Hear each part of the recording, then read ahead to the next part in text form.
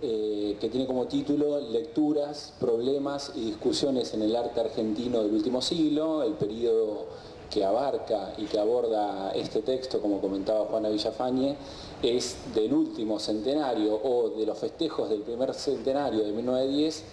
a nuestro presente. El desarrollo de la investigación fue compartido por los tres autores que están aquí obviamente presentes, que es Cecilia Ida y Laura Lina. Y una cosita más que me gustaría aclarar previo ante esta idea de celebrar la presencia de estos 4 libros en la Feria Internacional del Libro, es que el único lector que tuvo hasta ahora nuestro proceso de investigación muy reciente, que justamente incluye el prólogo del artista Luis Felipe Noé, que está aquí presente, así que me parecía que comentarlo y aclararlo es significativo, ya que él fue nuestro verdadero lector, ¿no? Bueno, paso mínimamente a comentar el proceso de desarrollo de este libro y qué etapas abarca en el campo de las artes visuales. Un poco la problemática que debatimos los autores, que tiene que ver también con las discusiones en el campo de la docencia dentro del arte, era abordar ciertos cortes historiográficos que de alguna manera tuvieron ciertos ecos y resonancias en el campo de las artes plásticas, pero de algún modo también evitando caer en una lectura cronológica en términos historiográficos, sino ir haciendo determinados saltos cualitativos, significativos, disonantes en algunos casos o fragmentados, que permitieran una lectura retrospectiva desde el presente sobre este último siglo. En ese sentido, el libro está dividido en 3 etapas,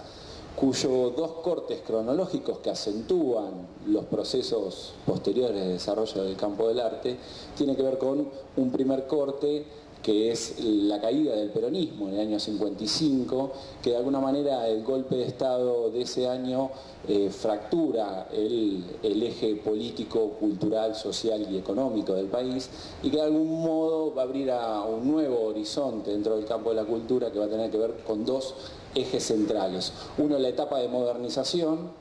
del campo del arte y de la cultura, de la cual está vinculado, por ejemplo, el surgimiento, la creación del Museo de Arte Moderno del año 56 o la misma creación del Fondo Nacional de las Artes y demás instituciones modernizadoras del arte. Y por otro lado, otro eje que de algún modo se desarrolla en esta segunda mitad, en esta segunda etapa del libro, tiene que ver específicamente con el proceso de censuras, proscripciones, violencias y la constante intermitencia, ¿no?, de periodos democráticos y dictaduras entre el año 55 y el 76, que sería en la segunda etapa del libro. El 76, por supuesto, va a marcar este segundo corte historiográfico, que de alguna manera habilita como bisagra muchas de las experiencias que se venían desarrollando en los años 60 en el campo del arte y que van a tener sus últimos gritos críticos, revulsivos y politizados en los años 72, 73, 74, como de algún modo anticipando lo que después ya va a ser un proceso de institución de la dictadura en términos del estado de represión y de concentración. Estos 2 cortes habilitan en algún punto a entender la última etapa, ya hasta el presente, que tiene de algún modo un colofón reflexivo en torno a cómo pensamos hoy críticamente también la construcción discursiva de los centenarios o de los posibles festejos de los centenarios o bicentenarios. Volviendo al inicio, el primer eje de la primera etapa que nosotros abordamos tiene que ver con la discusión del centenario, los festejos del centenario y la posibilidad de aparición de una nueva tensión o conflicto, discusiones con los artistas del pueblo en las décadas del 10 y del 20, también confrontadas de algún modo con los primeros movimientos de vanguardia. Y en este sentido, el libro atraviesa muchas de las propuestas o de las producciones de vanguardia desde una perspectiva crítica y desdibujando o desmantelando las condiciones derivativas que en general instituyen las periferias con respecto a sus centros.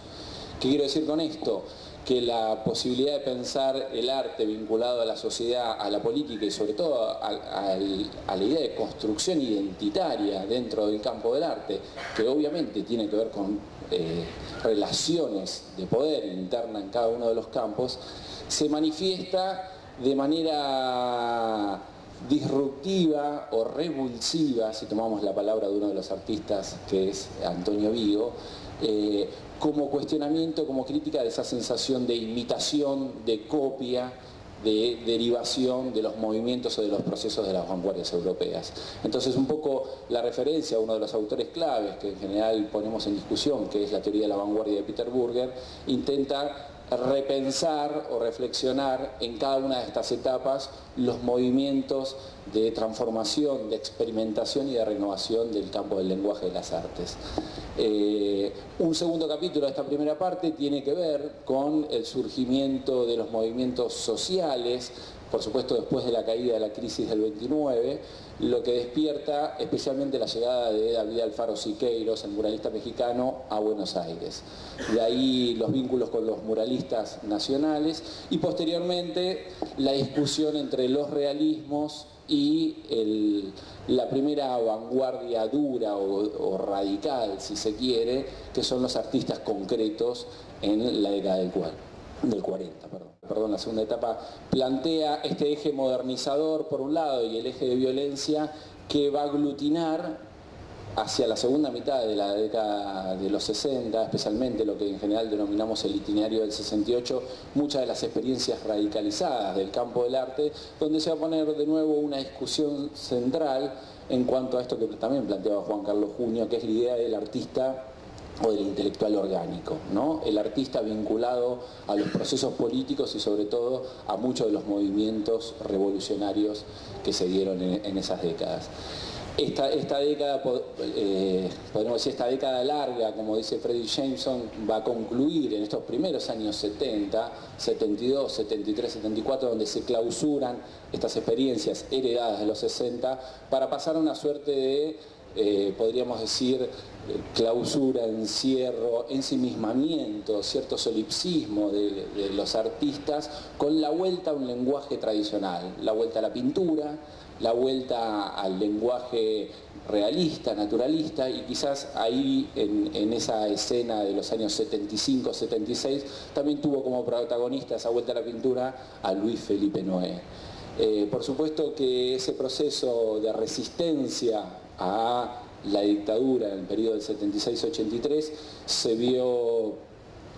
reflejado en las últimas experiencias de finales del año 83 con la experiencia del siluetazo, la famosa intervención de 3 artistas en el espacio de la Plaza de Mayo vinculado a los movimientos de derechos humanos y a las madres de Plaza de Mayo, ¿no? El siluetazo de finales del 83 de alguna manera irrumpe en el espacio público como un espacio,